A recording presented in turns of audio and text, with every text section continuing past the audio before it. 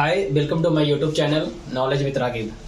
आइए chapter 14 water science का देखते हैं। वाटर साइंस में if you get only one bucket of water every day तो क्या प्रॉब्लम होगा। मान लीजिए कि आपको एवरी डे सिर्फ एक ही बकेट वाटर मिले, या वीकली आपको सिर्फ एक ही बकेट वाटर मिले, या आपके पूरी फैमिली के लिए एक ही बकेट वाटर मिले, तो बहुत प्रॉब्लमेटिक हो जाएगी।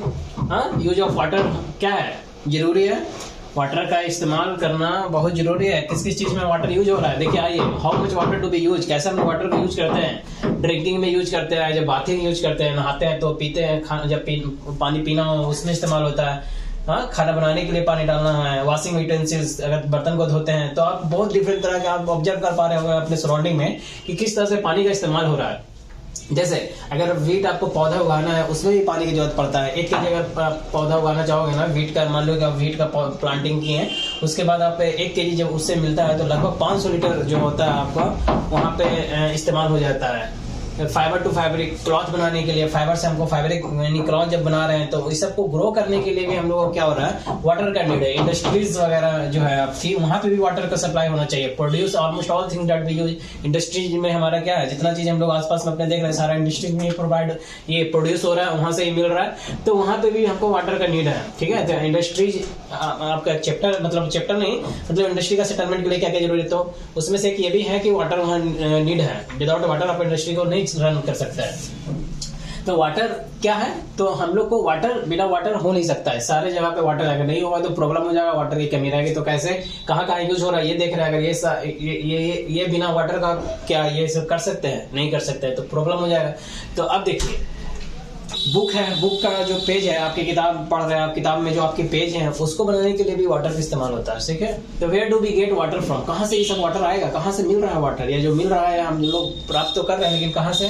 जैसे लेक हो गया, रिवर हो गया आपको, ठीक है, रिवर, पॉन्ड वगैरह, बेर, कुआं हो गया, ये सब तालाब वगैरह से, नदी वगैरह से आपको मिल रहा है। ठीक है, हैंडपंप से आप ला रहे हैं, तो हैंडपंप टैप ये सब क्या है, उसी का है। रिवर, पॉन्ड, वेल, उसी का ये हैंडपंप लगा के एक क्या बोलते हैं उसको, कन्वीनियंट के हिसाब से हमने ये चीज को इंट्रोड्यूस किया। ठीक है, टैप क्या है, बोरवेल के टैप लगा दिए, उससे ऊपर इलेक्ट्रिसिटी वगैरह सब चीज का इस्तेमाल। देखिए, टैप वगैरह ये सब जो चीज बाद में आया ना, जितना चीज आप जान रहे हैं ना, उसका एक कॉम्बिनेशन फॉर्म में यूटिलाइजेशन किया गया अपने नीड के अकॉर्डिंग, कन्वीनियंटली, समझे। तो वही चीज हुआ। टैप क्या होता है, मेनली आपका यही है, लेक, रिवर, पॉन्ड, वेल, इससे आप वाटर अपने सराउंडिंग में पा रहे हैं। अगर आप ओशियन सी के नियर बाय नहीं है, अगर ओशियन सी के नियर बाय भी है तो डायरेक्ट आप उसको इस्तेमाल नहीं कर सकते हैं, वो साल्टी होता है। देखिए आगे बताएंगे, 2/3 ऑफ द अर्थ जो है इज कवर्ड विद वाटर।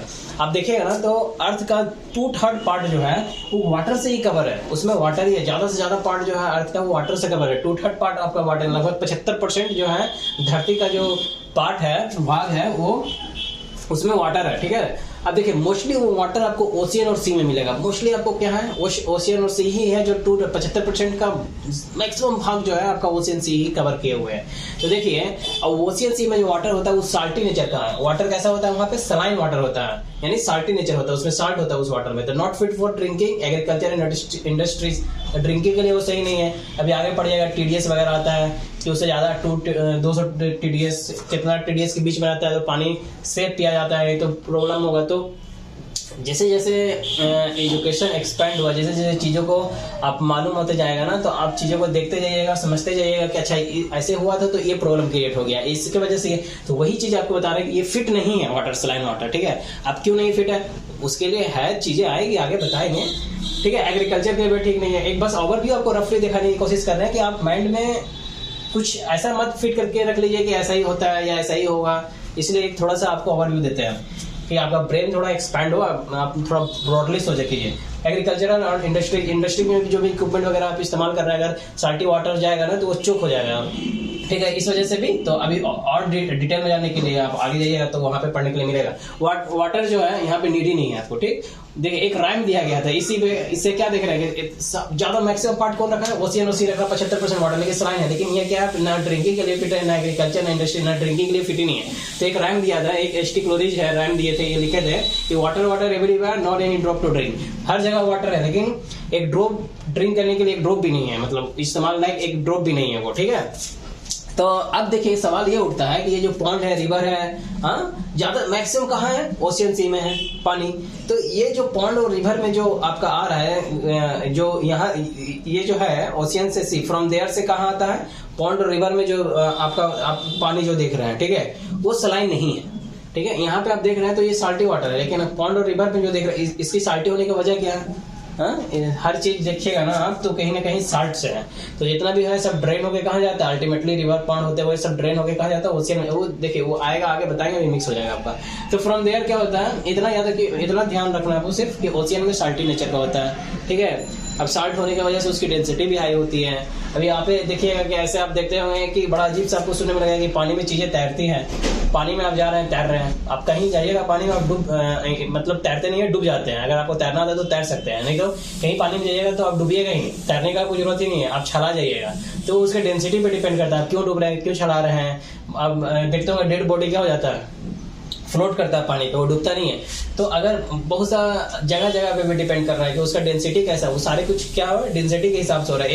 एक चीज अगर दूसरे चीज पे, देखिए ये चीज बता, अभी टॉपिक ही पूरा अलग हो गया। बस मैं एक मुद्दा ये बताना चाह रहा हूँ आपको कि टर्की में एक डेड सी है, ठीक है, वहां पे आप फ्लोट करने लगिएगा। आप कैसे हो रहा है, क्यों हो रहा है, ये सब चीजें आगे आएगी तो बताएंगे वहां पे, ठीक है। मेन अभी वाटर के बारे में देख रहे हैं, वहां पे ये चीजें देखिए, नहीं तो बहुत लंबा खिंच जाएगा, वो फिर सही भी नहीं है।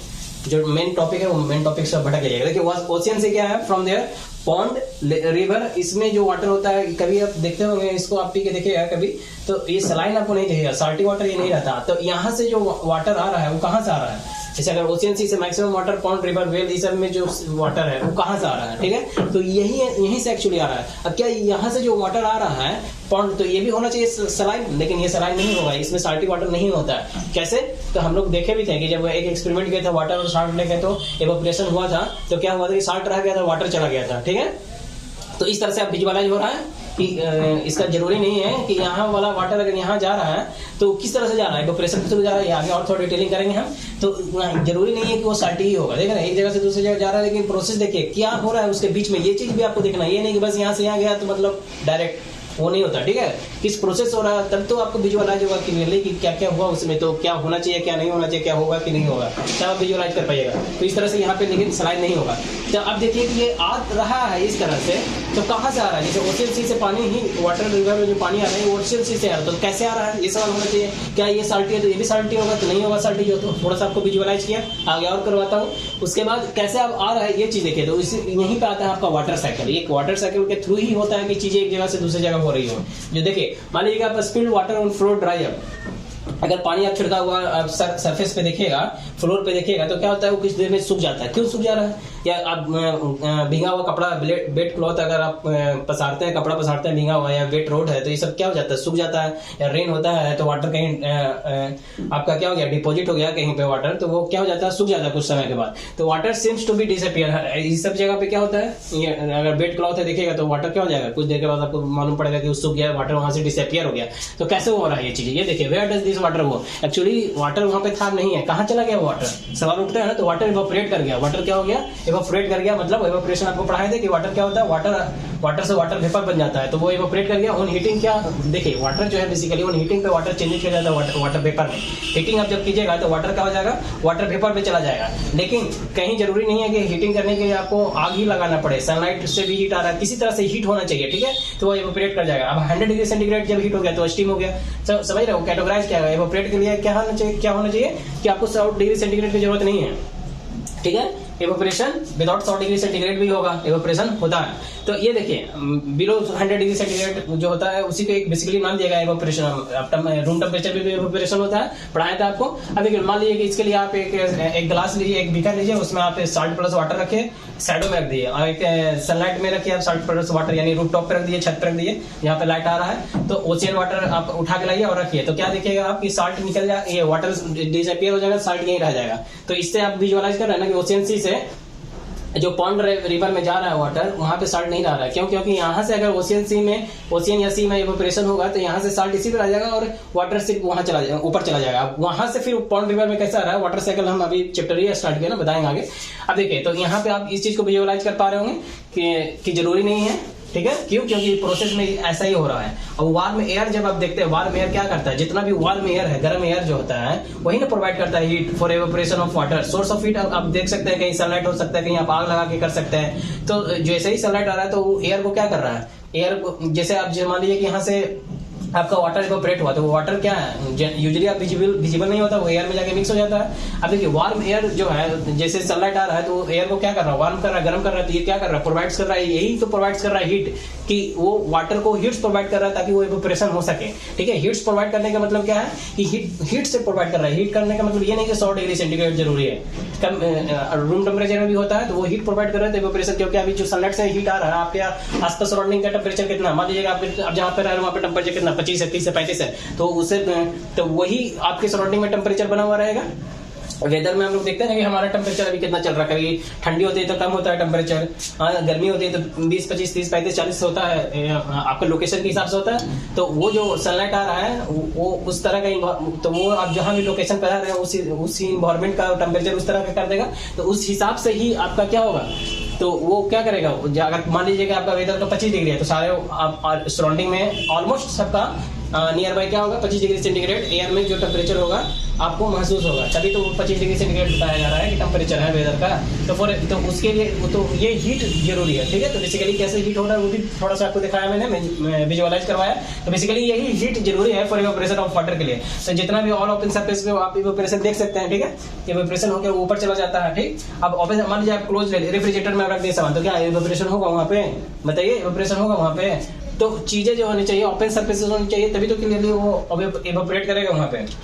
मान लीजिए कि आप कोई सामान रखते हैं, वाटर आप लेके आइए और फ्रिज में रख दीजिए। ठीक है, फ्रिज में रख दीजिए तो क्या होगा वहाँ पे, टेम्परेचर के हिसाब से वो क्लोज, किस तरह से आप टेम्परेचर सेट करते हैं उस हिसाब से वो ठंडा रहेगा, या फिर आपका क्या हो सकता है ठंडा फ्रिज भी कर जाएगा। लेकिन वो देखिए वो टॉपिक अलग चल जा रहा है, वहाँ पे नहीं जाना आपको। तो इवेपोरेशन के लिए सिर्फ ये होना चाहिए कि हीट होना चाहिए।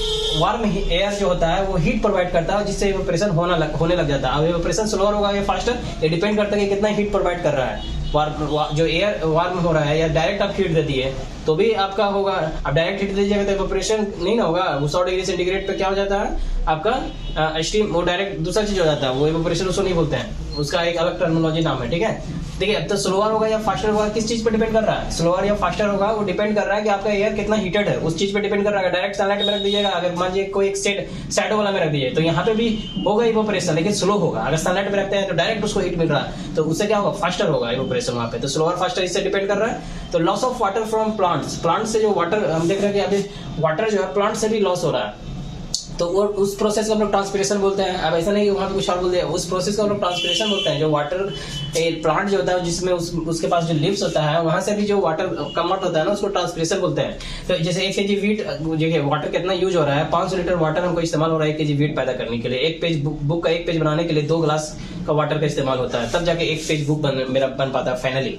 तो ये चीजें आप देख रहे हैं हर जगह पे कहीं ना कहीं वाटर आ रहा है, आउट हो रहा है। वाटर आउट हो रहा है तो अब कहाँ वो वाटर आउट होकर कहाँ जा रहा है, जैसे कपड़ा से वाटर होके आउट चला गया एयर में, तो वो फिर एयर में जो गया वो क्या वाटर वेपर जो है इंटर्स द एयर, कैसे कैसे आ रहा है, तो प्रोसेस ऑफ इवेपोरेशन और ट्रांसपिरेशन से। यहाँ देखें कि इवेपोरेशन से आ रहा है, उड़ गया सारा वाटर यहाँ, फिर यहाँ ट्रांसपिरेशन पत्ता उत्ता से जो गया वो ट्रांसपिरेशन, तो इससे एयर में आ गया। अब ये वाटर जो एयर में गया वो कहाँ गया, ठीक है, इज इट लॉस्ट फॉरएवर, क्या वो उसी में खत्म हो गया हमेशा के लिए। तो हम आपको थोड़ा सा विजुअलाइज करवाते हैं कि आप देखे होंगे चिल्ड वाटर निकाल कर लाते हैं थम्स अप बोतल का, तो उसके सराउंडिंग में, उसके बोतल के सराउंडिंग में आप क्या देखते हैं, ये छोटा छोटा वाटर ड्रॉपलेट आ जाता है। तो वाटर ड्रॉपलेट कहाँ से आ रहा है, वही वाटर वेपर जो है एयर में जो वाटर वेपर था वही कलेक्ट होकर वाटर फॉर्म में आ गया अपना एनर्जी को लूज करके।